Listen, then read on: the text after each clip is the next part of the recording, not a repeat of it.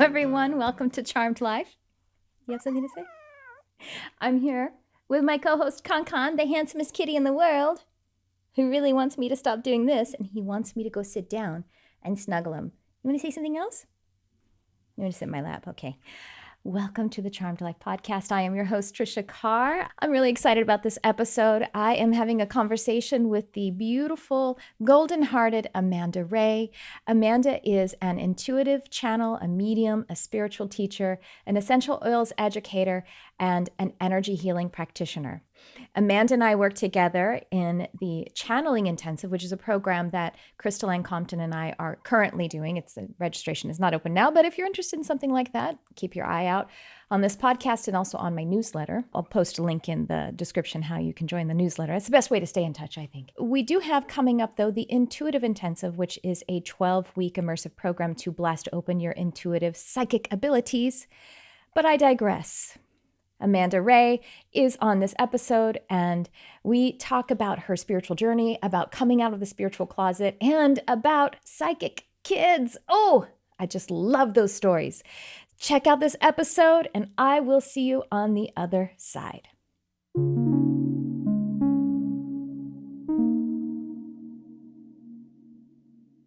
Well, welcome onto the program, Amanda Ray. I'm so excited. We've been working together so much lately, and it's been such an honor and such a joy. And you're just such a light, and I'm really, one of my main complaints, though, I have to say, is that we don't live in the same state, because I know you are basically retiring from hairdressing, but you would definitely be cutting my hair. You have the most beautiful hair, too.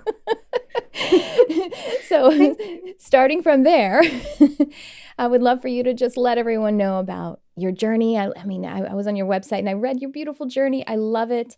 And, just what's going on with your work right now, your golden heart work. Well, thank you. First of all, thank you for having me. I'm excited. I would probably be able to figure something out with your hair if you ever want to stop in town.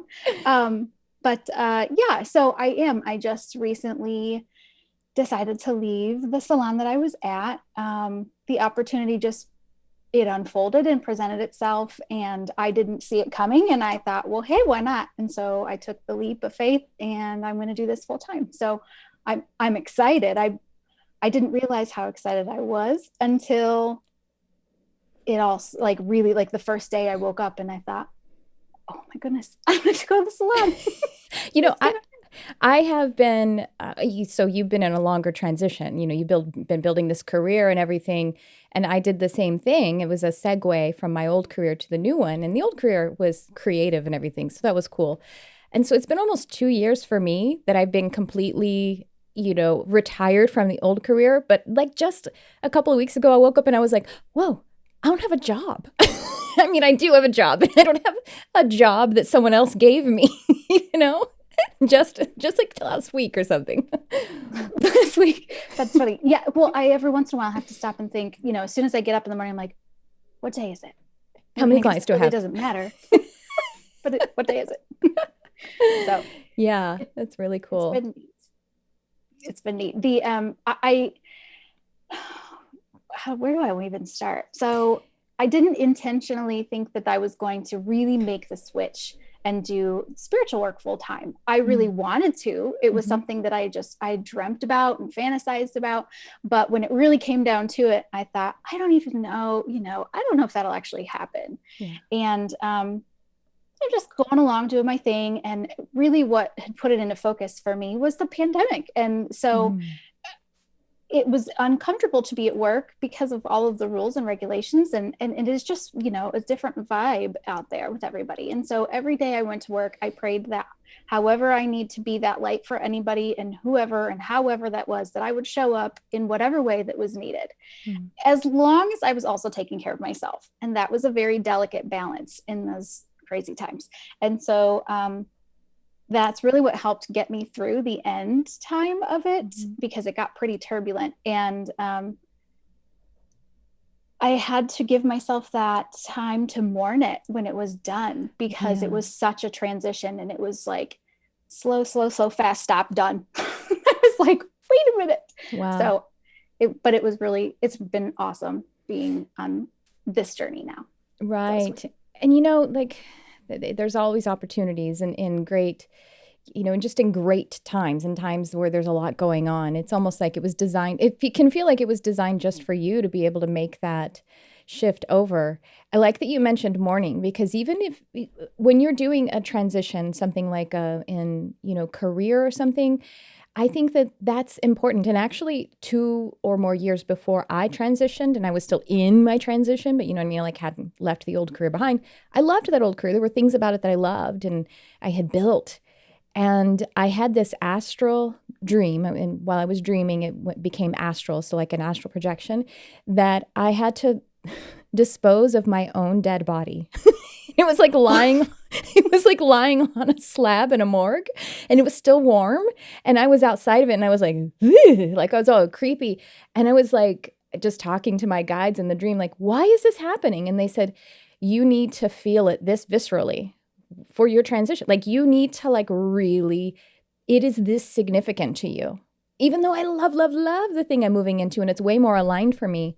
Transitions, it's nothing to sneeze at. And we're kind of in big transitional times anyway in the United States right now, right?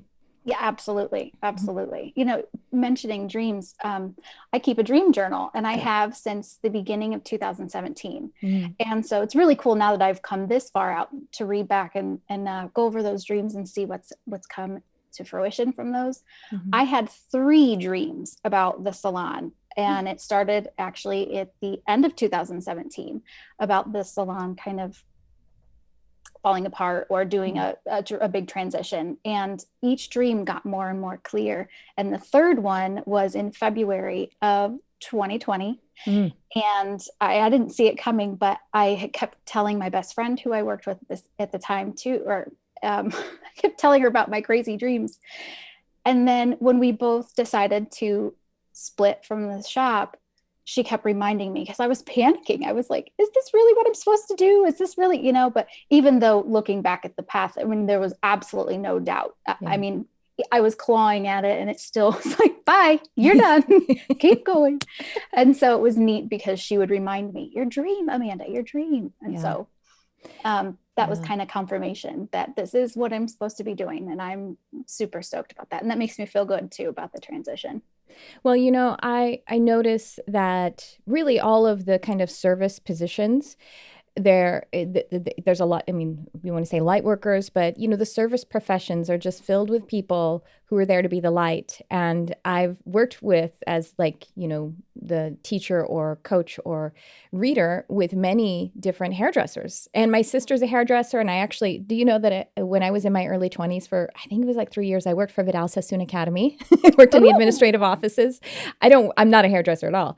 But anyway, so the hair industry has always kind of been a part of my world in some way. But you guys are usually very sensitive. You're up there working on the crown chakra, pulling it in with your hands. My goodness, you're just like pulling in the energy and sending heart energy through your hands. Oh yeah, all of my hairdressers are very sensitive people, and it's again, that service profession. It's a forerunner. It like makes a lot of sense, right? That you end up just going headlong into this. Absolutely.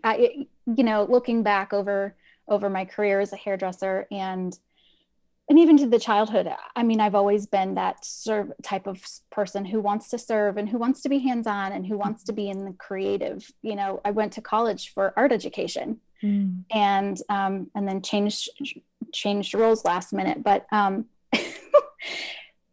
mediumship has always been a part of me too. And it got pretty interesting in the last couple of years of doing hair in the salon, because I started realizing that gift was coming back, because I had tried to shut it out. And so I'd be doing somebody's hair and we'd be in a great conversation. All of a sudden I could feel this energy move in, and I was like, oh boy.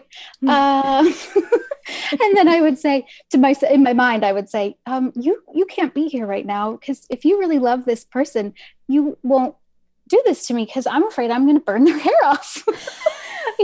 So it was interesting to see how they sort of overlapped until I was able to move out of that career. And so you mentioned, as a child, so for you, there was an activation of your psychic and mediumistic senses from the time that you were very young. Yeah, I don't remember exactly when. I just Mhm. remember always talking about those things and Mhm. having tea. I had tea with a little boy in my room all the time, and my mom would fill the coffee pot for or the little tea kettle for me. And okay, here you go. So I'd go Yeah. up in my room and have full blown conversations. Um, I'd hear noises. I'd talk about people, and they were always like, "Okay, man, Yeah. sure." But it was a lot of like a little boy I can actually validate Mhm. because when I did some work with ancestral healing, my grandfather had come to me in a meditation and said that he actually sent his little brother to me to entertain me because I was an only child at that time and my parents were split up, Mm. and that he sent me this little boy named Steven to keep me company and bring, cheer me up. And so I got out of the meditation and I wrote it all down. I thought, that's interesting. Mhm. So I went on to Ancestry where I had been doing some work. And lo and behold, I didn't know this, but my grandfather had had a little brother who'd passed when he was 6. His name was Steven. Wow. And so I took that to my mom, and my mom said, "Oh, yeah, I think he did." But I never met that grandfather because he'd passed away before I was born. Mhm. But it was very significant in my really solidifying my experiences in my own beliefs and giving me that validation that I needed just in my own mind. Right. And that's so similar to some of my, I had imaginary friends, and all of my sisters and my mom still remember them and remember their names because they were so a part of our family and everything. And yes, I had a similar thing where an ancestor came to me in meditation over and over, giving me her names. It ended up being my great grandmother, who I had was not on the planet at the same time, didn't know her name, and did the search in ancestry.com and got that validation. And she was one of those imaginary friends, and I called her Little Mama. That's what she called herself to me when I was little. One of my imaginary friends was Little Mama. I love So that story. yeah, probably some people have probably heard it before. Now, it's interesting to me because like I would have been a person, and before I kind of like opened up as an adult back to these abilities and awarenesses, I would have said I wasn't a psychic kid because that's just what I assumed. But then after I got into it, then I kind of, oh, my imaginary friends, oh, this. And then also through like in my teenage years and early 20s and my experience in the church, in the Christian church, I could see, oh, that was actually mediumship. Oh, that was psychic. And that was, you know what I mean? But I was at a point before where I really thought, no, I mean, I just don't have those sensitivities like other people have. Did you have that, or you kind of always have this through line of feeling like, oh, okay, I have this thing I'm trying to shut off or turn on?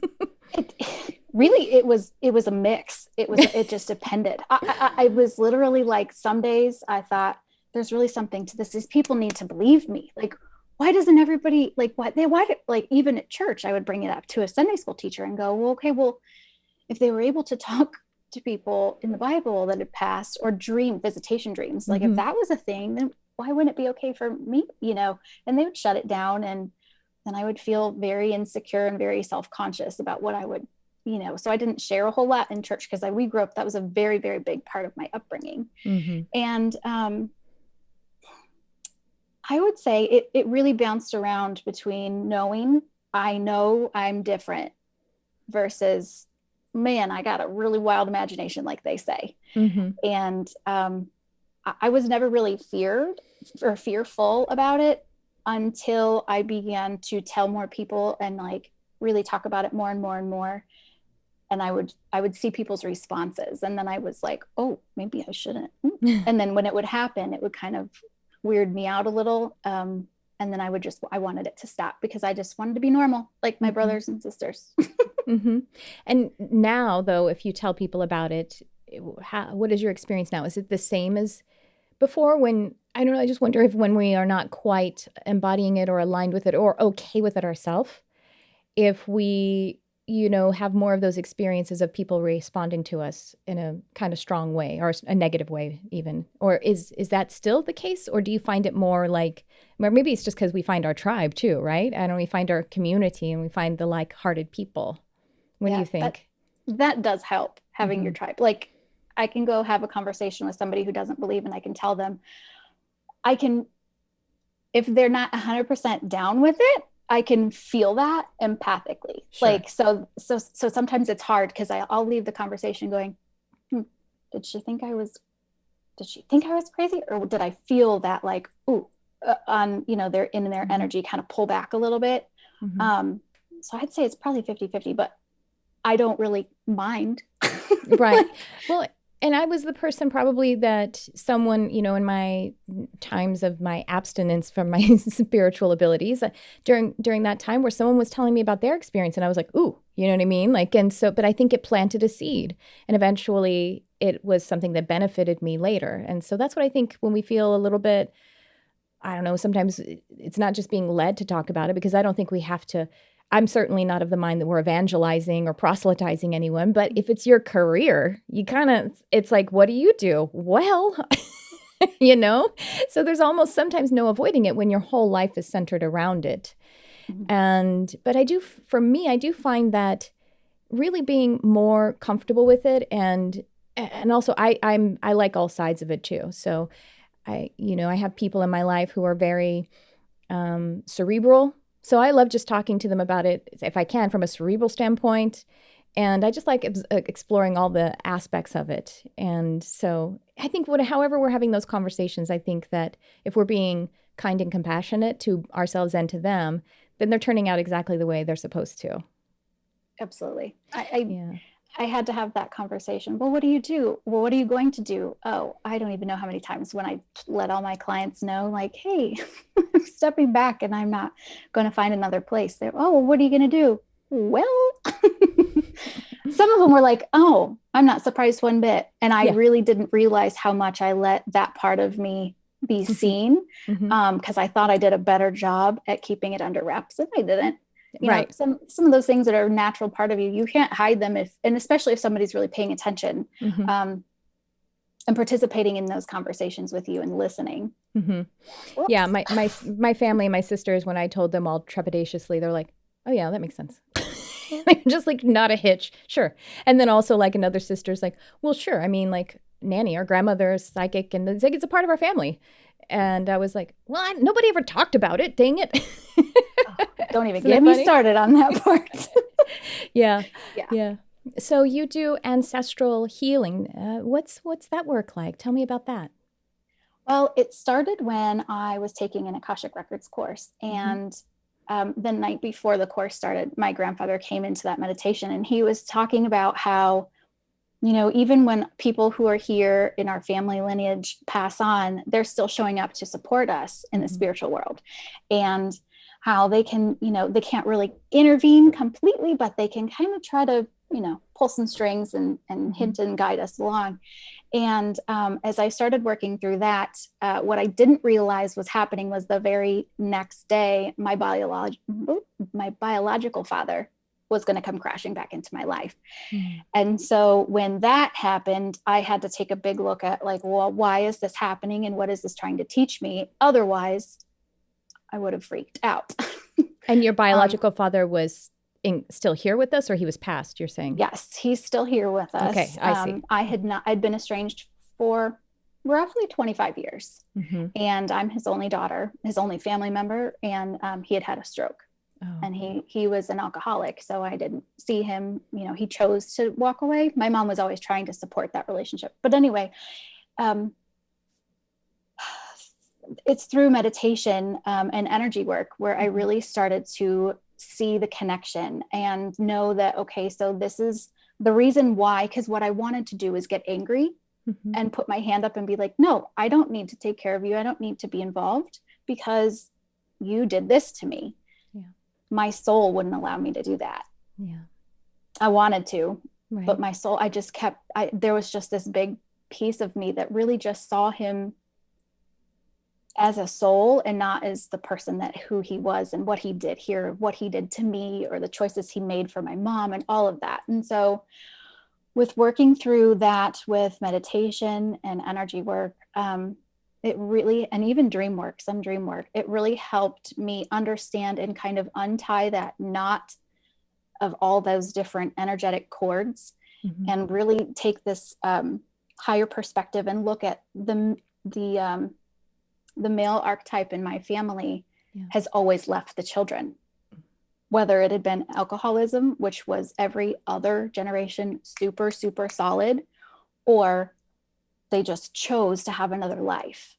And I used ancestry to back up what I was finding, you know, because I don't know what these people did all those years ago. But once I found that, I had the most amazing meditation where my guides came in, my grandfather came in, and I had Archangel Michael behind me. And it was really neat to see, because he showed me the people, all the souls on this side, they were all kind of gray, very muted colors. No, very gray, no colors. And they were all the ancestors that were getting healed by me making this connection and doing this work. Wow. And then in front, I just got my chills. Me too. In front of me. On the same side. I got it on the same side as you. That's always my validation. Oh, on the right side. Yes, of course. We're talking about the father's line. Yeah. Uh-huh. And then in front of me were my grandparents and my two aunts from this, you know, from his immediate family. And they stepped forward and they were just like loving on me. And then they told me to keep going with what I was doing, and that I was, you know, strong, and that I was made to do this work. And then they showed me this half, and this half was really, really cool because it was pastels, and that was the future generation of souls for our family. And I was just like, my lips like quivering because it gets me all in my feels when I talk about it. But then my father, you know, I do have to give myself some grace with that, because I do, you know, every once in a while feel like, I don't want to call you today. Yeah, right. I don't want to, and I have to allow myself that space, because Sure. I'm still working through that. But it was interesting because doing the energy work through that too, on myself, when I started repairing that and doing like, I was guided through meditation, you know, where to put my hands and how to do it, and my own body, and then in a vision of my own body, kind of working and clearing things that way. For my kids, it made an honest believer out of me, because the very next day, my one son was super ill, but he didn't feel bad. He was just releasing.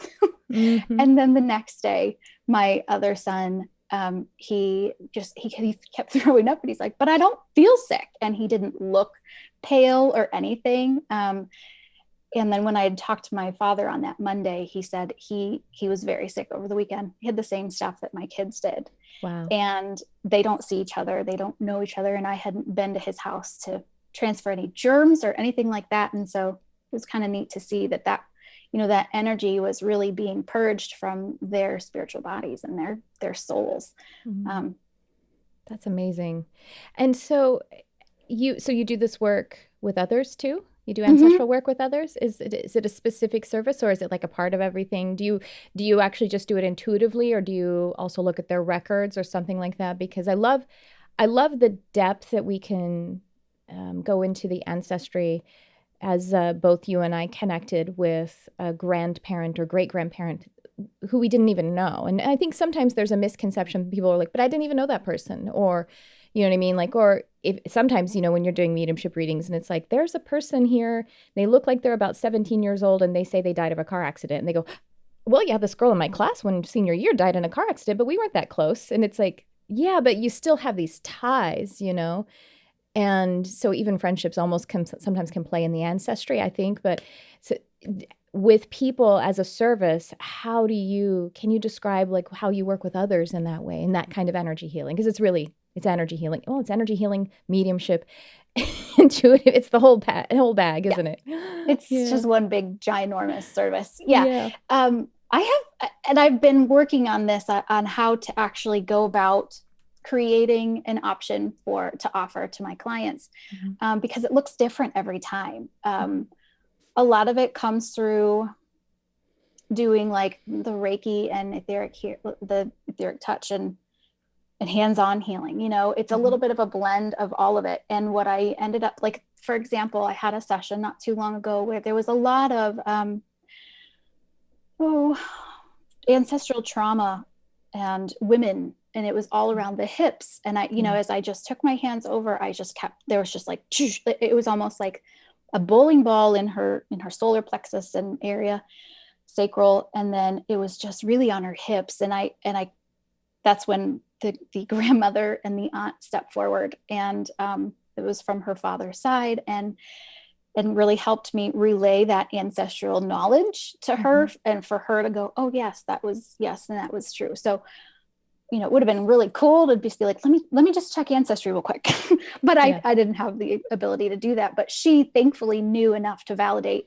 I mean, so it was a lot of like about the women like speaking out and things like that. And so it was kind of caught up around her hips. And so we kind of freed that up a little bit, and she's working on that. And it's really cool because I've heard back from her, and I know her too. So she's been able to give me some validation, and she's like, yeah, it was really neat to see. And speaking about that with her, the female relatives and her family, it was interesting because they definitely noticed some little things shifting in themselves too. So, but as a service, I'm still not exactly how to package that, because maybe it comes through so different. Yeah, maybe it's just a part of, I mean, it's just an emphasis that happens with your services because you are so mediumistic as well. So that makes a lot of sense, you know. I mean, mediumship has, a lot of times mediumship dealing with past loved ones, a lot of times it is ancestral because, you know, sometimes people don't really have people close to them that they're kind of, who have passed that they want to, you know what I mean? Like, and so it ends up being even people who are like more dedicated to being a medium, they're talking to grandma and they're talking to great grandma because they don't have, because their parents are still here and, you know, everyone else that they know is still kind of here. So I think it's a perfectly natural just flow with it. I mean, my services are like that. It's like, whatever we have to do, we're going to do it. Yeah. You know? I don't know. It'll show up. Yeah. But I love that. I love that emphasis. And you also, because of your own childhood and because of your children, do you work with others? I don't know, to give them counseling about how to raise those psychic kids, or do you work with psychic kids? And if you don't, you should work with psychic kids because it's so needed. People need it so much, especially now with all of the children that are coming in turned on, not, they are just keyed in, turned on. All of the children are special children now, it seems, you know? Yeah, absolutely. Yes, that is one of my big dreams is to do, I would love to have my own like center, my own space, my own office, and that I could have like intuitive classes for kids and for their moms, because like there's no book on raising children, but there's really no book on raising psychic children.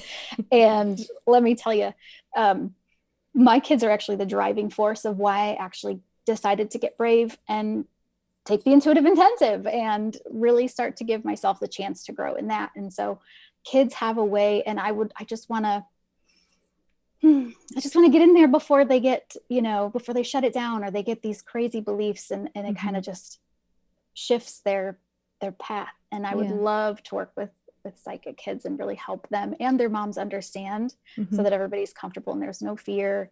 And I want them to realize how beautiful it is and how perfectly they were created. Yeah, I've actually had several, I mean, in my history, several clients with psychic kids, and it's because of their kid that they kind of opened to their own abilities. They weren't really, and they're like, we're both having a spiritual awakening, me and my 6-year-old daughter.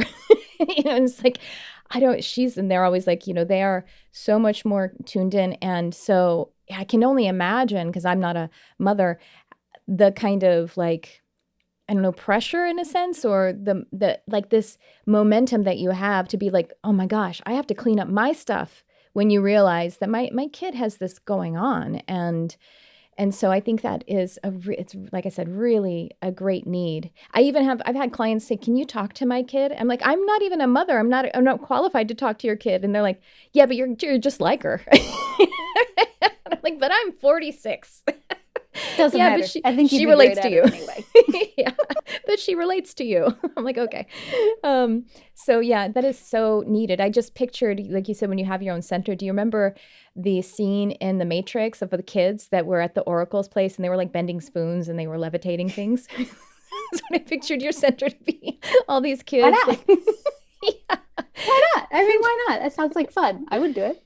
I was actually, and it's interesting because, you know, synchronicity. I was just this morning I'm reading the Convoluted Universe series by Dolores Cannon, and I'm in book 1, and I'm listening on audio, and there's this part where they were talking about in Atlantis and just saying like, well, everybody was it was just a part of their education to develop their psychic skills, their psychic abilities. It's just as much as you would learn to read or walk. It's just a part of it, because you do need to develop it too.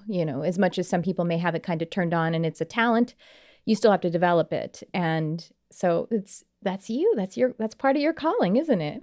Yeah, I love it. that. I really want to do that. I know I know everything happens in its perfect time, and so I don't ever really question, but sometimes I wish that I could have gotten this all figured out before, when my kids were still little, because I just think it would be really fun to raise magic little kids. You got to have another one. I can't. Okay. Well, and anyway, yes, you are raising magic kids anyway, because you're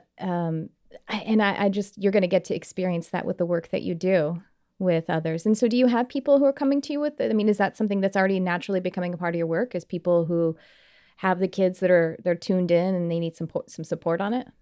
Yeah, my main goal is to really work in the community that I'm in, and maybe the surrounding ones. Because I want to be able to, with children, it's different. Like sitting on a computer, I don't know, maybe this day and age, they're like, whatever, I'd rather sit in front of the computer and not be in front of this lady. But I would really like to do more of like a hands-on, and like have them come in and sit with other kids and, work with them like that. But I do, when I first announced that, hey, guess what?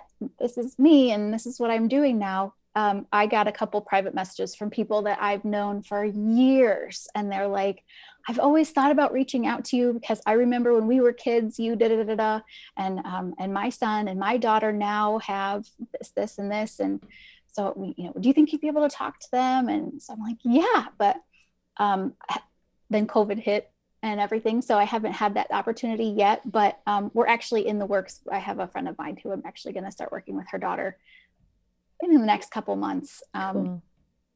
Really cool. So I want to ask you about the Golden Heart. That's the name of your Golden Heart Healing, is the name of your business, Amanda Ray Golden Heart Healing, right? Do I have it right?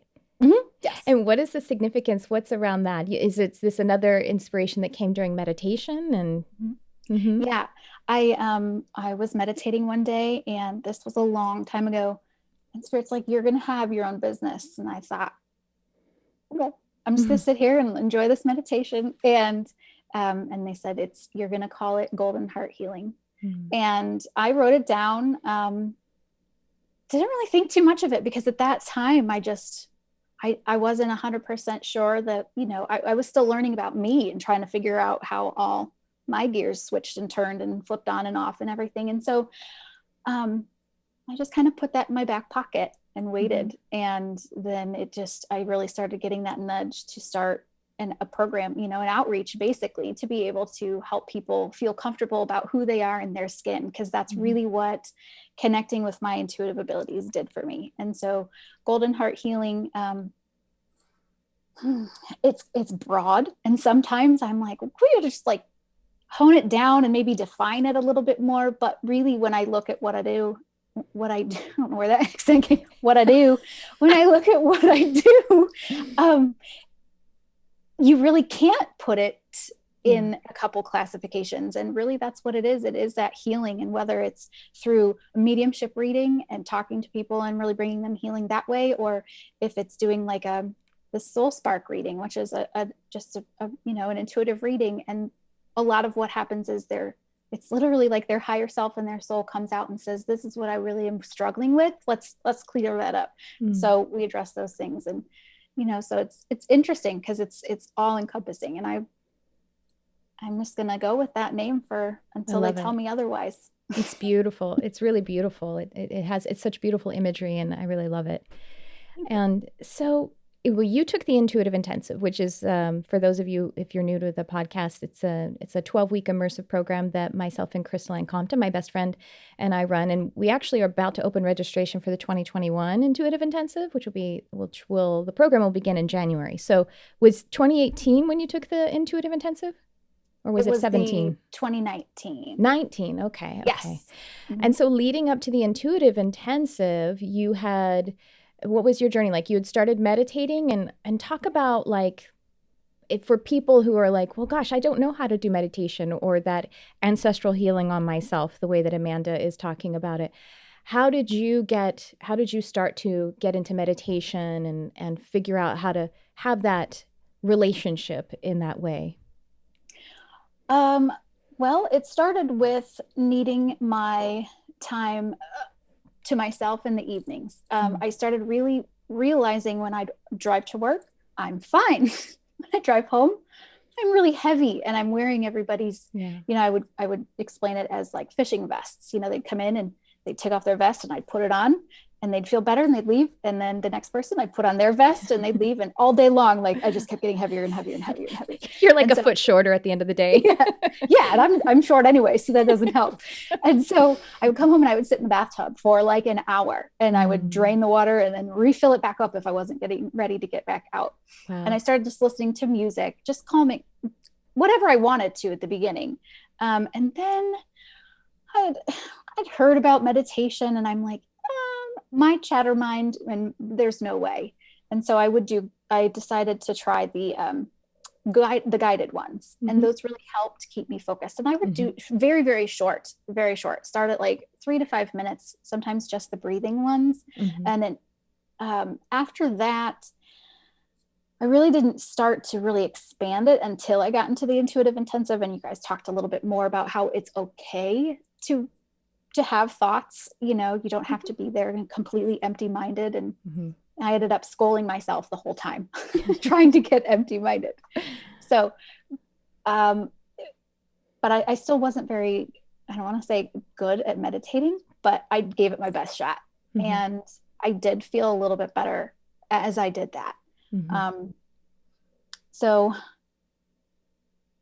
it did help because it helped me to quiet my mind. I was in a different Facebook community and they would post pictures of loved ones. And I would always just look and things would pop in and I never wrote things down. I never commented. But the one time I commented, I got almost every single thing right. And I had been meditating for just a very short while.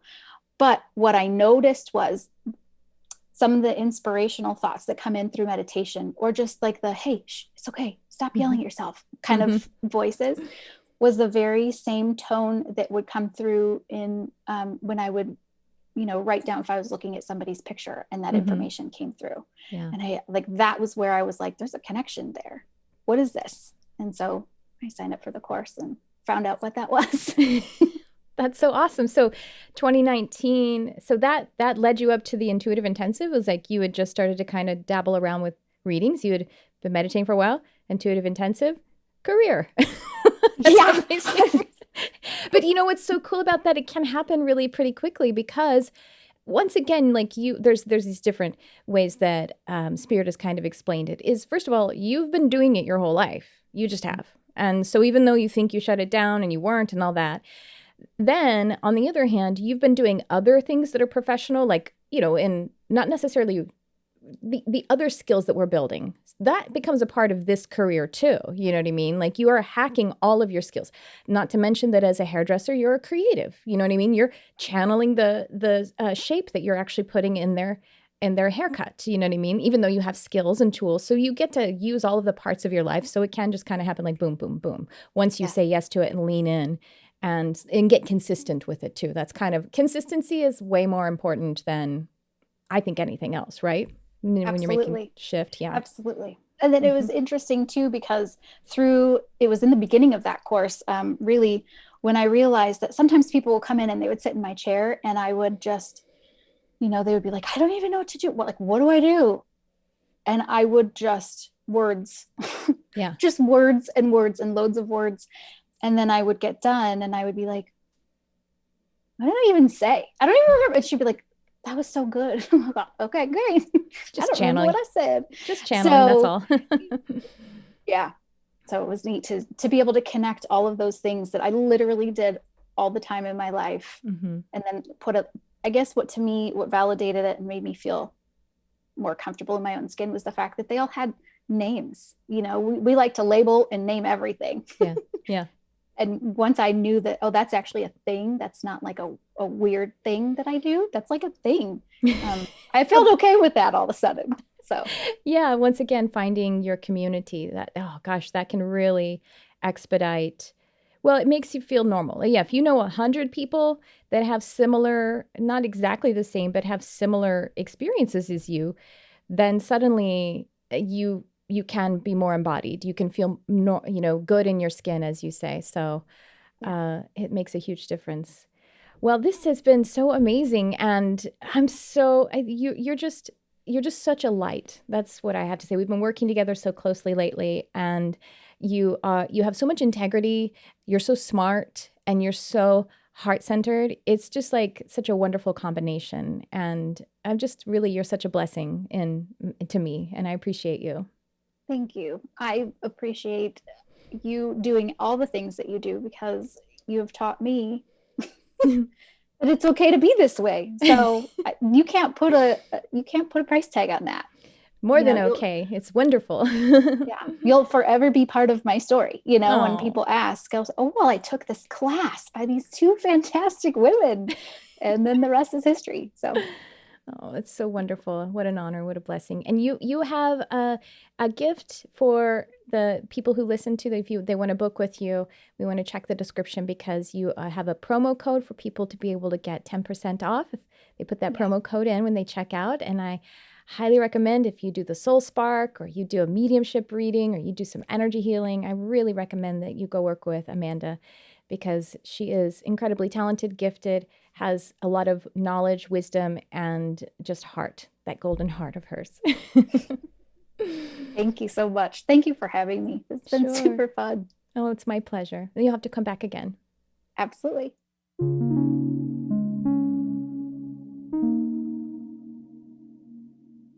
Well, I had the most fun with Amanda. She is such a light. She's such an inspiration. And she is offering everyone who listens to this podcast 10% off a service with her. You can find it in the description, and it will be with the promo code CHARM10, CHARM10. I also wanted to let you know that I have my Mystic Arts Academy. The next workshop is Telepathy and Empathy, the language for the intuitive age. Check out the link below to see how you can subscribe for 2 workshops every month. And we have at least one meditation that we meet live, and I lead and channel it live with everyone. And then you'll also get an MP3 produced download of that meditation. It's at least once per month on the meditation. Sometimes it's 2, 3, or 4 times per month, every week, sometimes. But one is guaranteed. I guess that is it for this episode, you guys. I will see you next time. Thanks for tuning in. I love you, whoever you are.